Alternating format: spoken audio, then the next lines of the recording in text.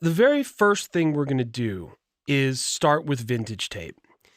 And vintage tape is something that I absolutely cannot live without. And when digital was in its early stages and there was no vintage tape, it made me very, very sad. So we'll start with vintage tape. What does vintage tape do? It's a saturator and it's a compressor. It does both. It's a musical compressor to the extent that there's no attack and release and ratio settings. And the most important thing when you're setting these settings with vintage tape is really the input drive. The harder you push it, the more saturation, the more compression you're going to get. And what vintage tape really does is it softens the high end and it pronounces at the same time the low frequencies. And it gives you a low frequency glue and a fatness in the low end that I think is only achievable by using tape compression. So the input drive is here, and we can just push that to taste. The bias, I think, is best left at 0, unless you're trying to compensate for an overly dark or overly bright mix. And it kind of works opposite. If it's too bright, you push the bias up. If it's too dark, you pull it down. Since this was a good mix, I didn't feel any need to do that. 2 different tape speeds, 15 and 30. 15 traditionally is a little darker, has a bigger bump in the low end. 30 has a little better high frequency response, a little less of a pronounced bump. They're both good. It's very, very machine dependent, and in this case, plug-in dependent. To my ears, I really like the 30 on this. I think the 15 on this particular plugin is sort of a specialty item. I think the go-to tape speed is 30 inches per second. Harmonics here is a way of pushing even-ordered harmonics into the sound. And really, I think what it's emulating is tube tape machines. There were certain tape machines that actually had tube amplification, and you got the best of both worlds. You got really nice magnetic tape saturation with even-ordered harmonics from triode tubes. So this is a little bit of an emulation of that. It's subtle, but it does brighten things up and extends, all the harmonics a little bit. So it's something to absolutely play with.